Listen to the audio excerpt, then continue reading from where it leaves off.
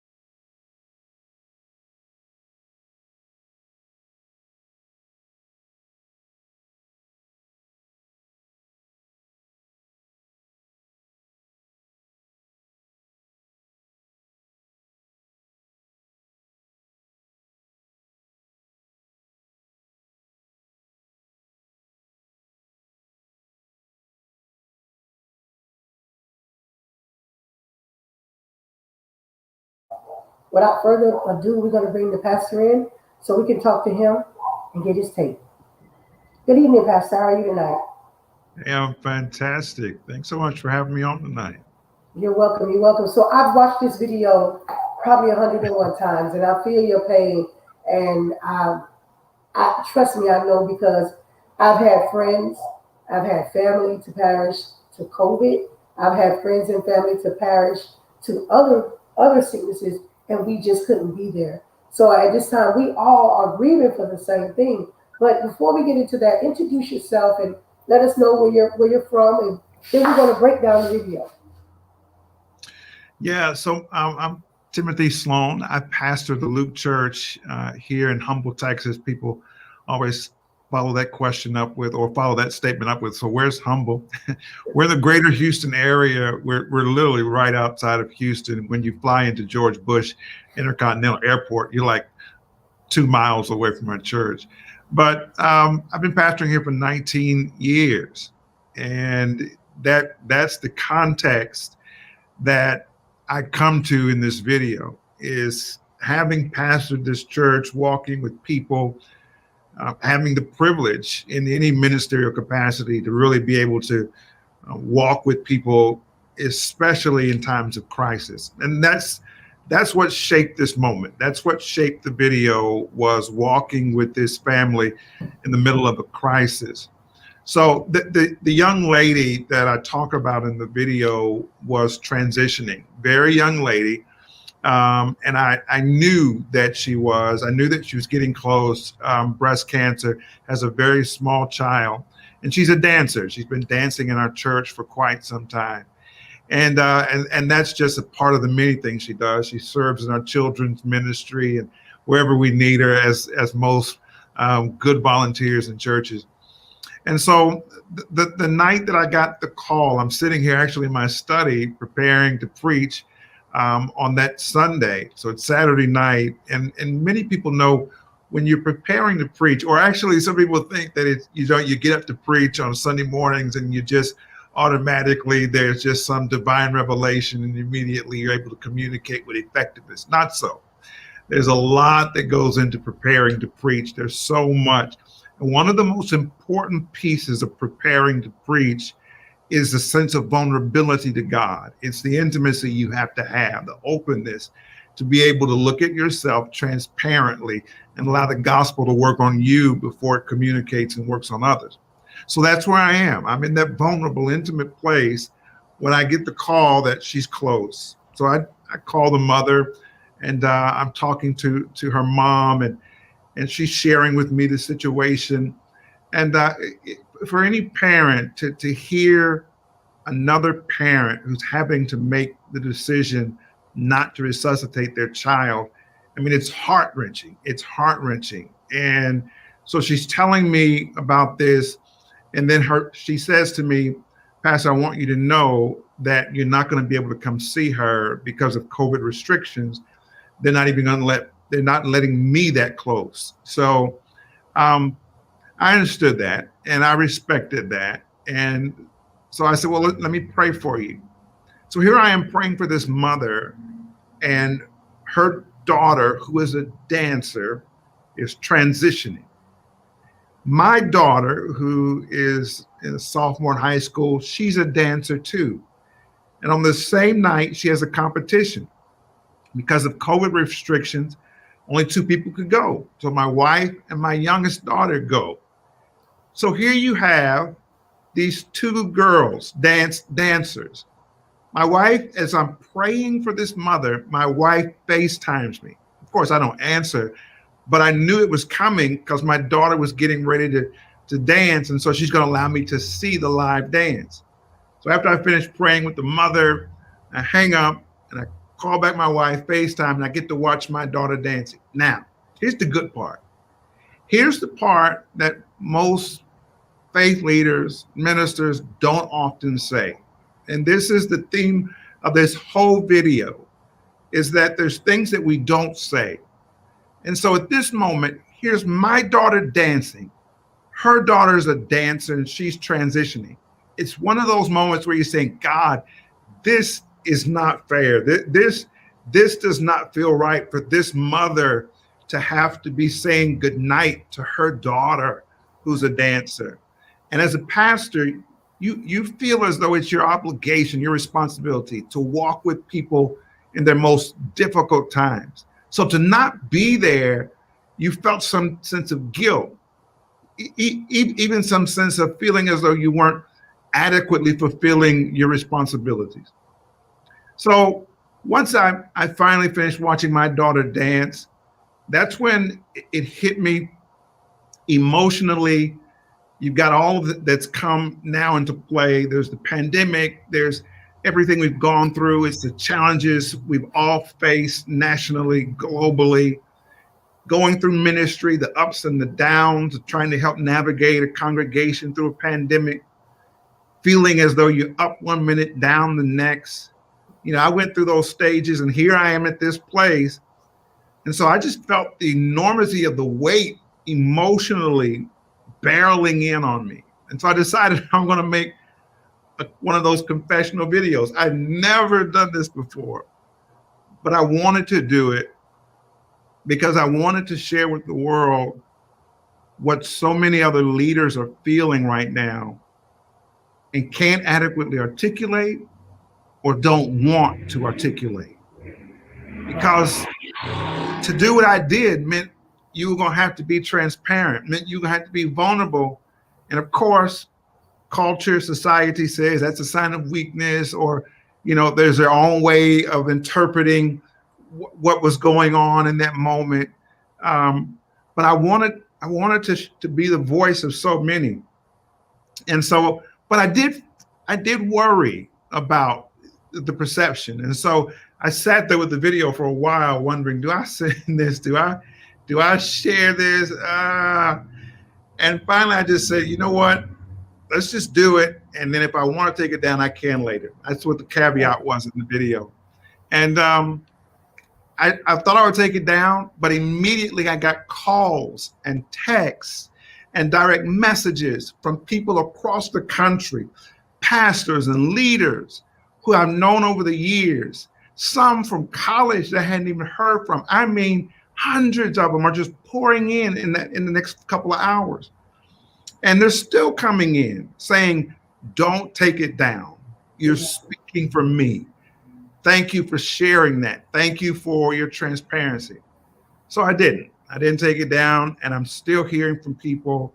Even this morning, I got a text from one of our nation's top pastors telling me, thank you, man. That really moved me. Thank you for sharing that.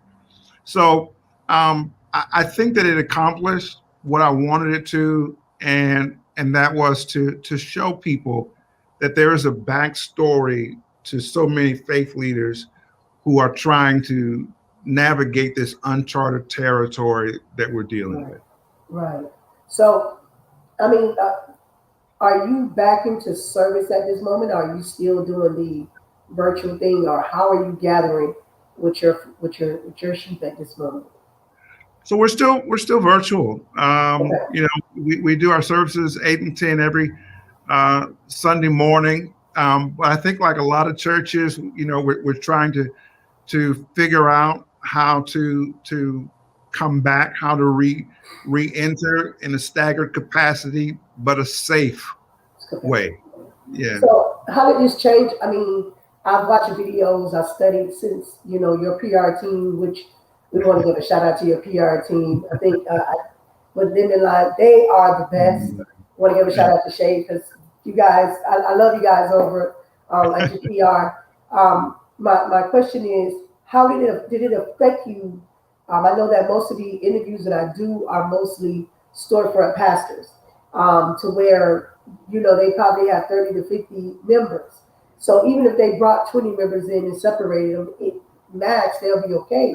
But did this affect you? Did this hurt you at any point? Because were you already where you needed to be as far as all your cameras and equipment to go virtual, or did the virtual thing come up real fast with you as well?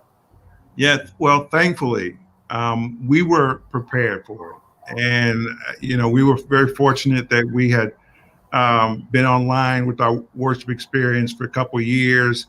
60 to 70% of our giving was already online.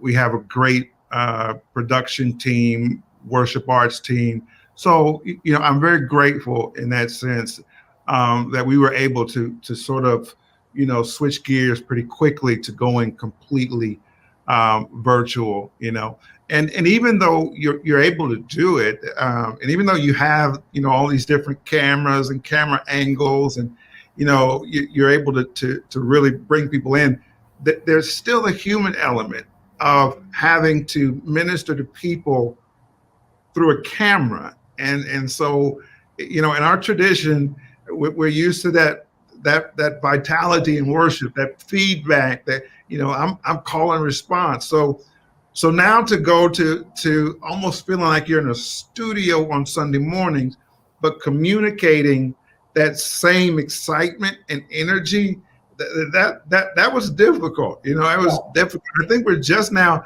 settling in to really kind of figuring out how to navigate that. But it never beats still being in that actual public worship setting with people and the energy that comes from that engagement that you have.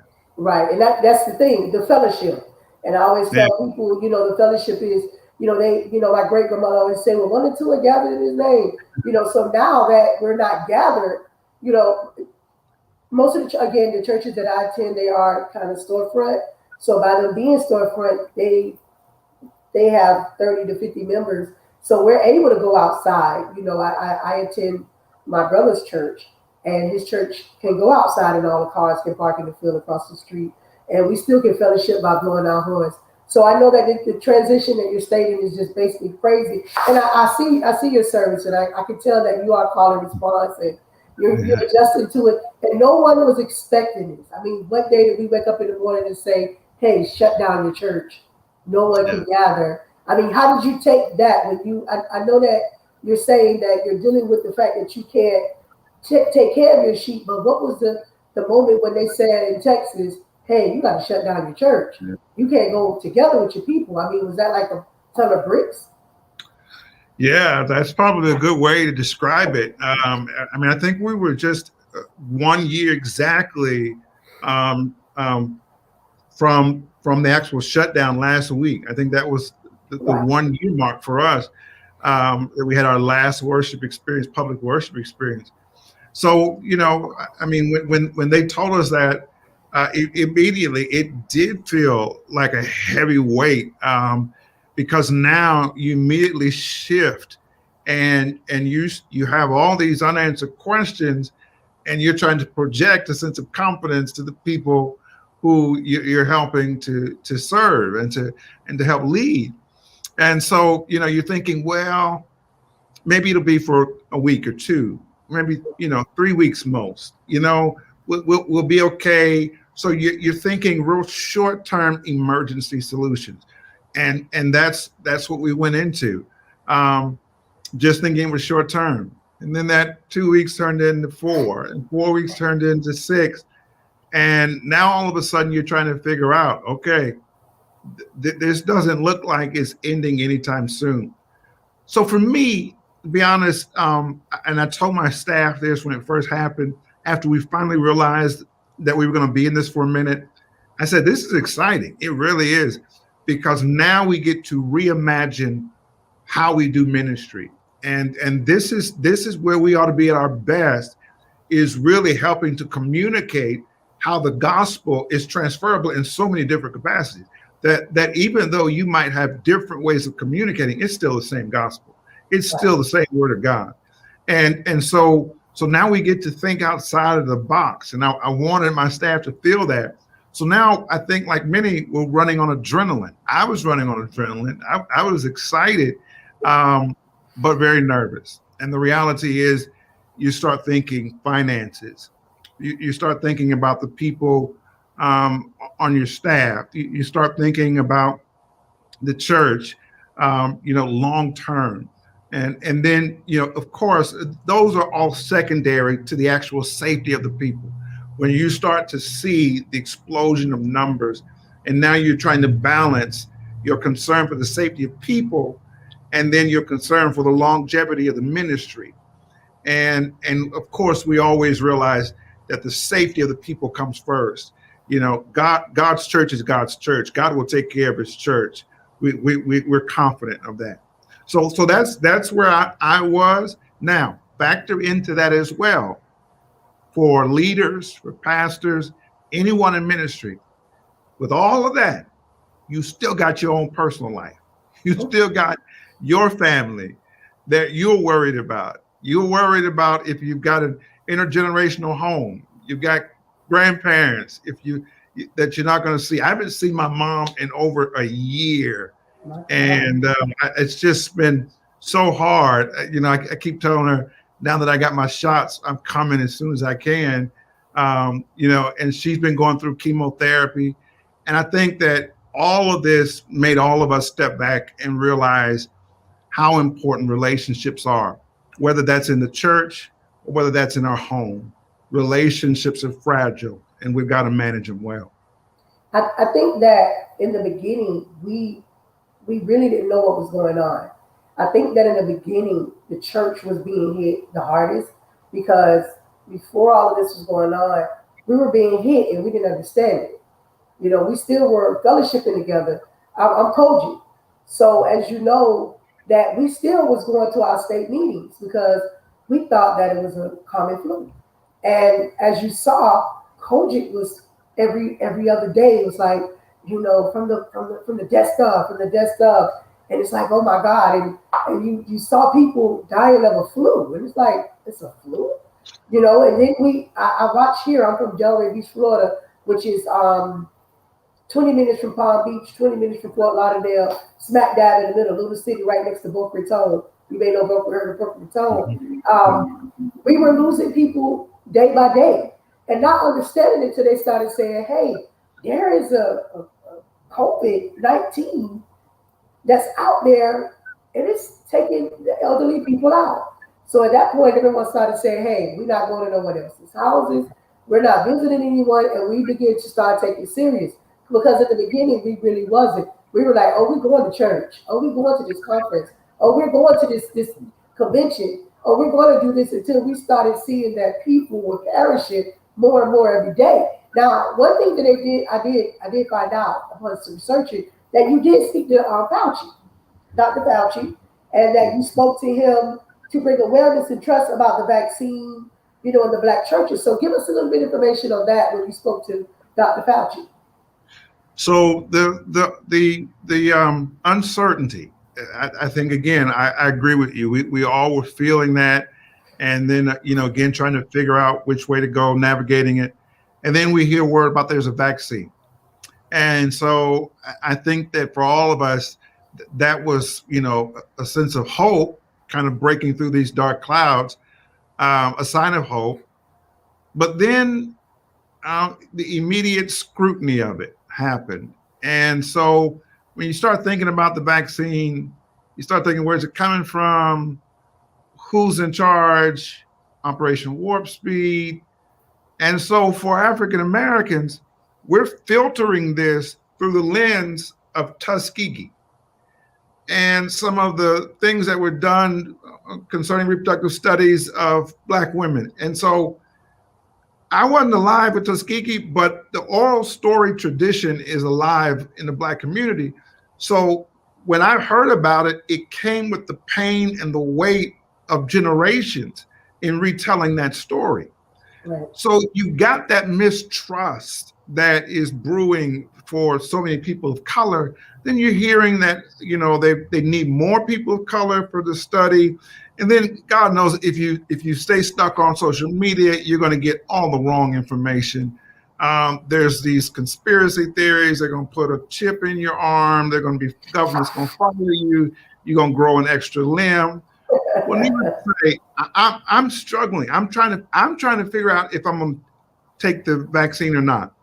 Now, I'm married to a doctor. If I'm struggling as to whether I'm going to take the vaccine, and I'm married to a medical professional, I was sure that the people in my congregation were struggling with it too. So here's the thing. How do I get a trusted voice to talk to us? Because I was listening to everything, out there. I was, combing through the data, listening to all the different media outlets. And I said, how do we get a trusted voice to talk to us about the vaccine so we can get our questions answered? I wanted mine answered. And I thought, why don't I just ask the nation's top doc? I was raised, my grandmother always taught me that the worst somebody can say is no. And so, it never hurts to ask. And so I said, well, one day I'm sitting at my desk and I said, you know what I'm going to do today? I'm going to write a letter to Dr. Fauci and see if he'll talk to our church. We've done it before, with having professionals come in and talk to our church on certain subjects during the worship service. So I said, I'm going to just ask him. Nobody knew I was writing a letter. Nobody knew it. So if he says no, no worries, because nobody knew I even wrote the letter. A week later, I get a response from his office saying, Dr. Fauci would love to talk to you. That was an exciting moment that the nation's top doc is going to spend time with me. I asked him for 5 minutes. He gave me 15, really 20. And so during this time, we studied what questions to ask because you want to make good use of this time. And I had a team digging through the questions, and then my wife was the final person who kind of helped me to order the questions. And so the first one was about the trauma of African Americans. And Dr. Fauci, acknowledged the pain of people of color and the mistrust. And that in itself was the most important part of the interview for me, because it helped to bring our defenses down and open up. And so a big part of me wanting to do that video was, to bring a voice of trust to our congregation. I didn't know it was going to be Dr. Fauci now, but I wanted to bring them a voice to hear from. But I wanted to close the information gap, because I think the biggest challenge for people of color, underserved communities, for many minorities, is that there's a gap in access to accurate information. And I wanted to close that gap. I wanted to get accurate information to our church about the actual vaccine. And then people could make their own decision from there. I just wanted to get them the accurate information so that they can make an informed decision. And that's what happened. One reporter who showed up that day, and we had reporters from, every outlet were there. And one of the reporters asked me, do you have your mind made up? And I said, no, I don't. This is as much for me as it is for anybody else. I want to hear what he has to say so I can decide, what level of comfort I have and confidence in this vaccine. Yeah. Needless to say, I was very confident, and I've now had both my shots too. So I'm fully vaccinated. Yeah. All right. So let me segue to that, because I had a young lady who came on and did an interview a couple weeks ago about the vaccine, and she walked me through both of her steps. So this is great. So which one did you actually get? I got the Pfizer. Okay. So the first shot, you got the shot, no side effects, no anything? Well, so, they tell you you're going to have a little soreness. I didn't have any soreness. I did have a little nausea. It's all transparency. I had just a little nausea, but I was really trying to figure that out, because I was attributing a lot of that to stress. So I said, that could be just stress, Right. But I've heard other people say that they felt a little nausea as well. Small inconvenience, though. Okay. So the second one, was there any? And I think you did both of them on live, right? We taped them. We did.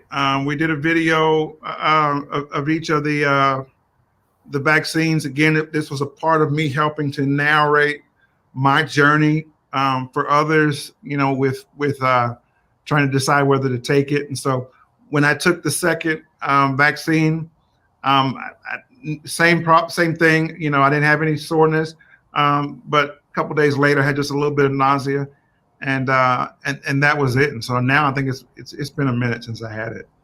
Okay. So transparency, about how many members of your church have followed suit and said, my pastor can do it, I can do it? Yeah, well, so I don't know the exact number, but I will say, you know, I believe it's quite a few. I got so many responses from people who said that the video helped them to make the decision whether to take it.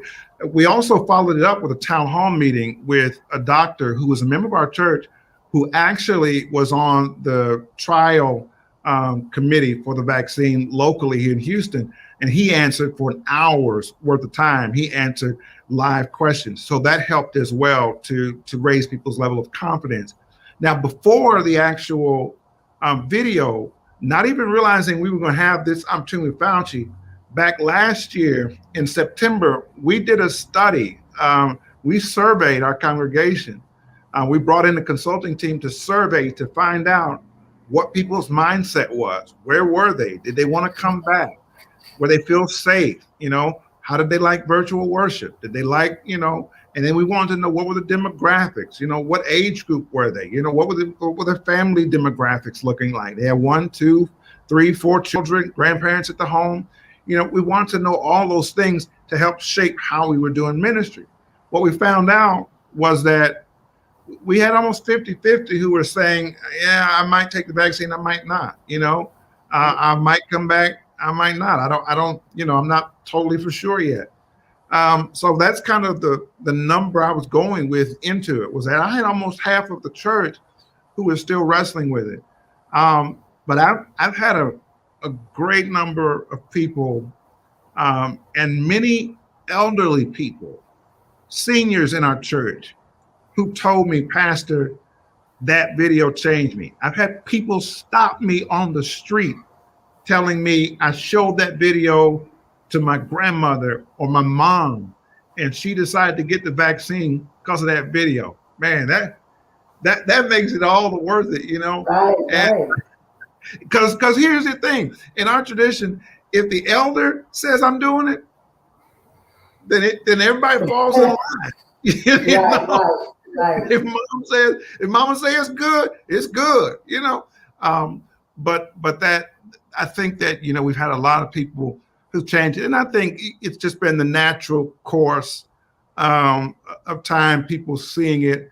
I don't want to suggest that I know how many people really are at the point where they believe in the vaccine or not now, but I think we've turned the tide. And again, I know that there's still people out there who don't have their minds made up, and you don't want to shame them because they're not Right. taking it. If you're not there, you're not there. Exactly. But I want to make sure that the questions you have get answered. And I know there's always going to be another question, but I want to make sure that we get accurate information and we make our decisions from that. Right. And again, you are a voice for a lot of platforms. You use your platform for the church, for the community. I was reading that you speak about HIV/AIDS. You've addressed things within the community. So, like you said, you have changed a couple people in the community's mind about the vaccine. So that is one thing that is awesome. Because Yeah. again, I have a conversation with people all the time now. All the elders in my family have been vaccinated when they did the 65 and the majority of the elders and the family that is over 65 have been vaccinated in our family.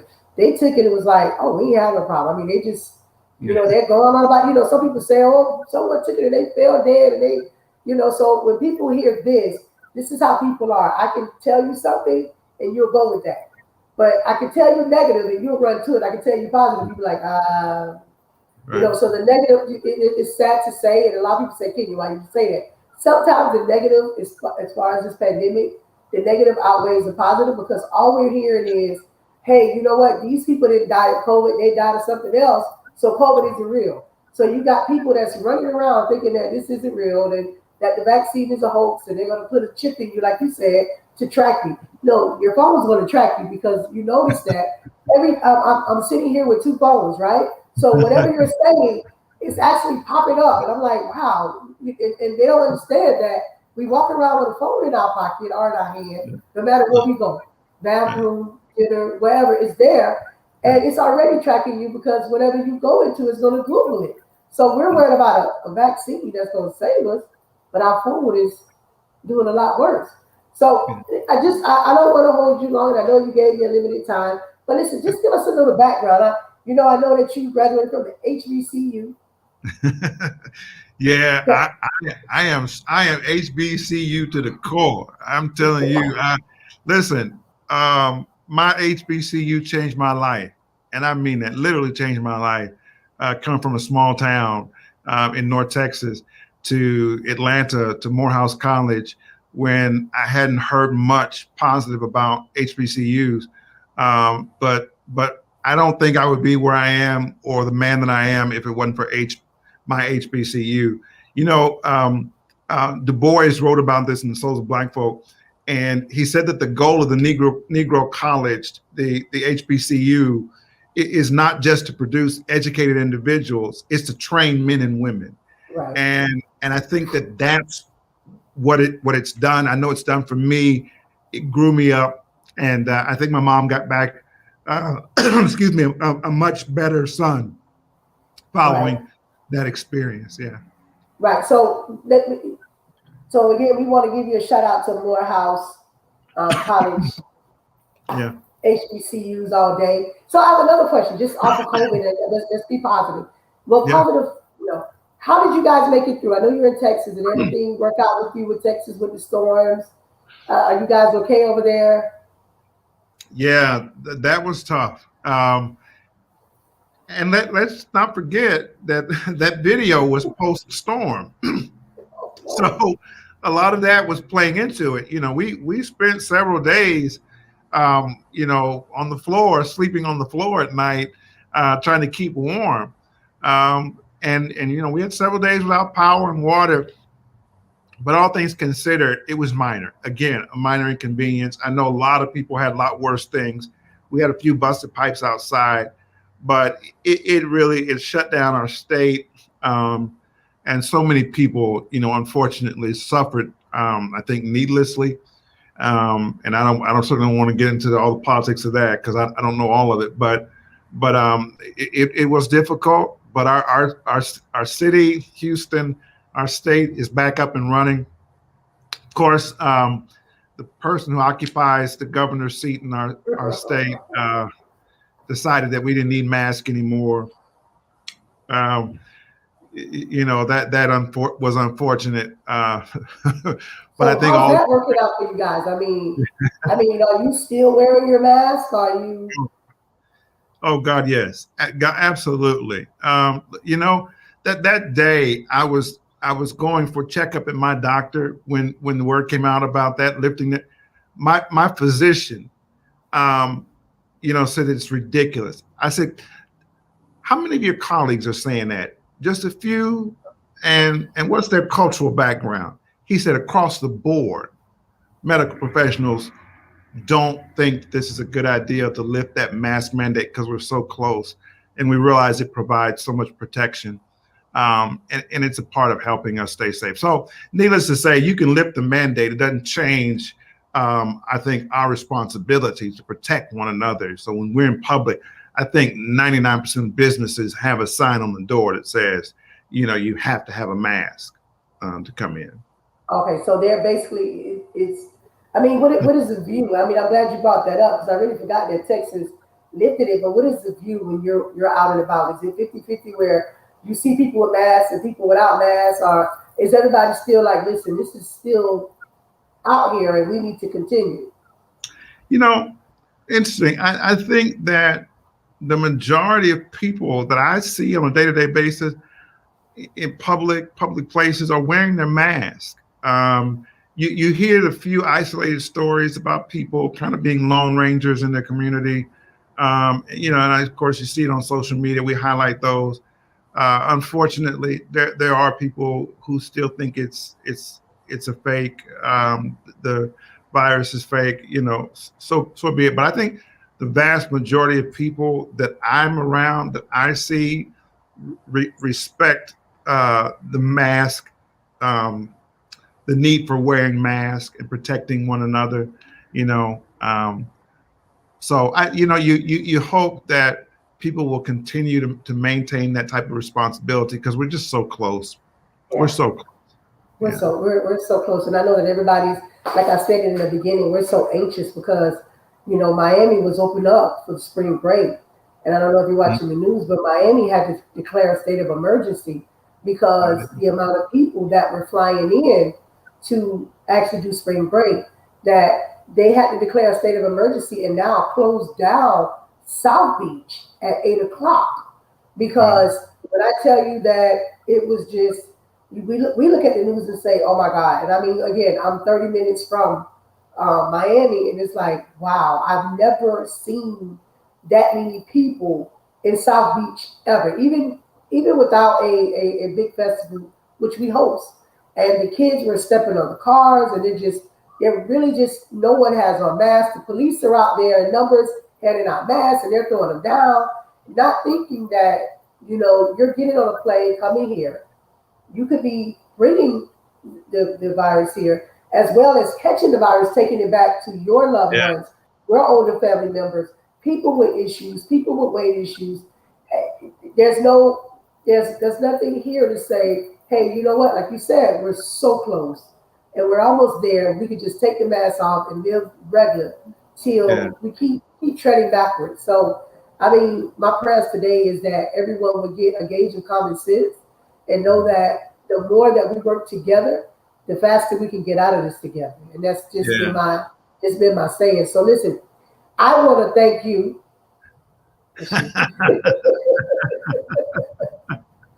Wow.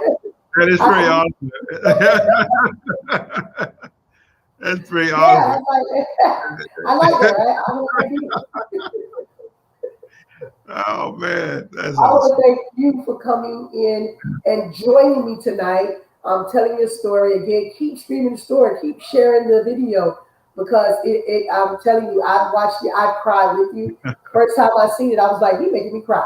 The second Wow. time I seen it, then I watched it again because this is what's going on. Everyone is pressing through the pandemic, and I know the preachers and I know a lot of a pastor passed away a couple weeks ago in Fort Lauderdale, and it's like we're losing our shepherds. Yeah.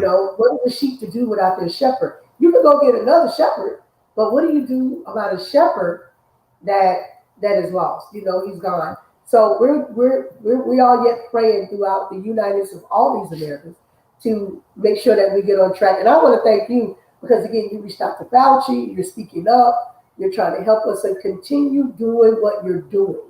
And from meeting you, I appreciate you. Now listen, I just want you to give a plug to your church. Sure. Well, I've been privileged pastor for the last 19 years, the Luke Church here in Humble. And I hope that your listeners will come and check us out. We're at theluke.org, theluke.org. We've got worship at 8 and 10 a.m. That's Central Time each week, every Sunday. They can follow us on all of our social media platforms at the Luke Church. That's the Luke Church on all social media platforms, Facebook, Twitter, Instagram, YouTube. And then you can follow me at Timothy Sloan. I'm at Timothy Sloan on Instagram and Twitter, and I'm at Timothy W. Sloan on Facebook. And so I hope that they'll check us out.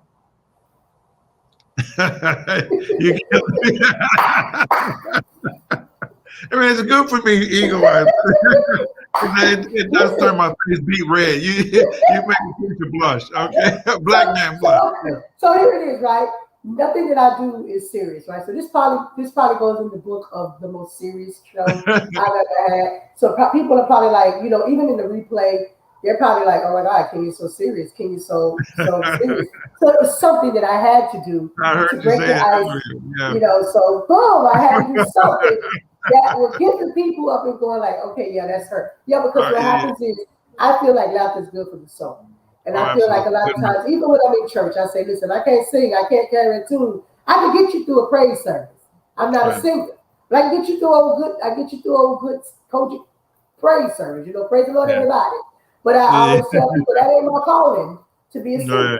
So I always make people laugh. I want them to laugh with me, and not at me. So I tell people all the time that laughter is good for the soul. And if you can't laugh, then we got a problem.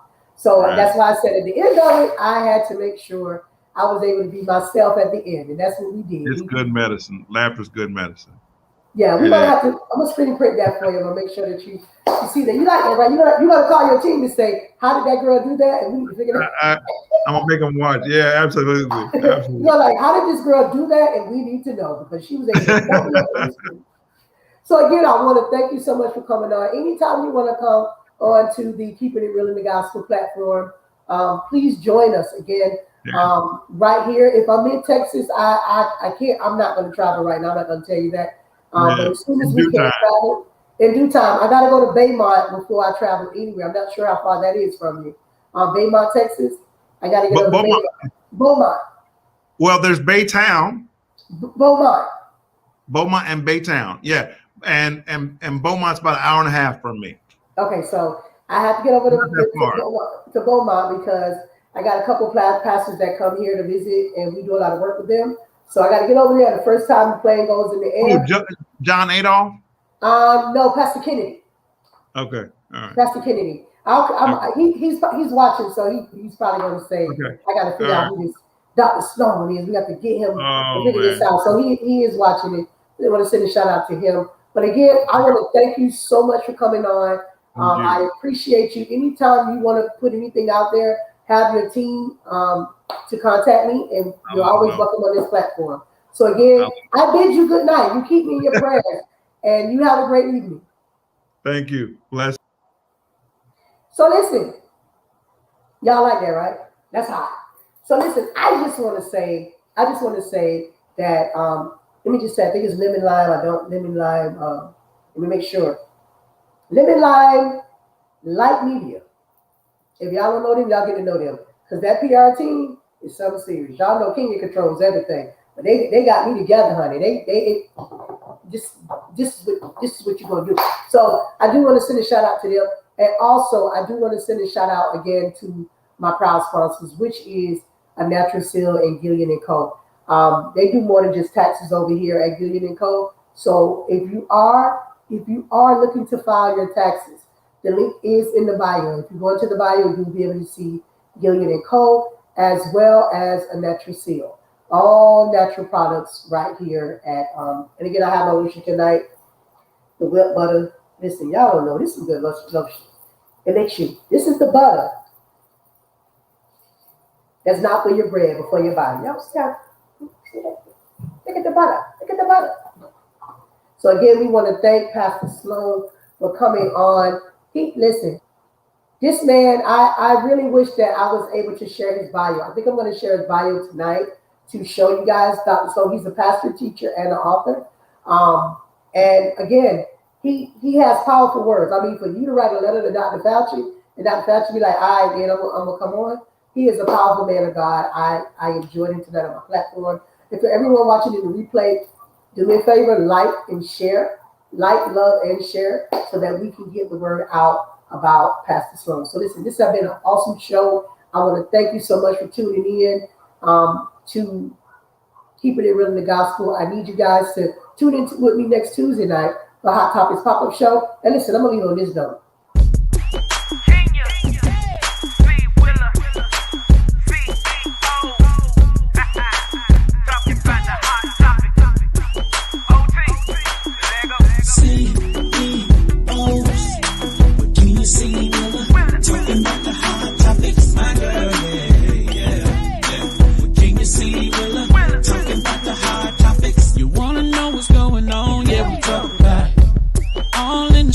Yeah, we talk about it. What's going on in the church? Yeah, we talk about it.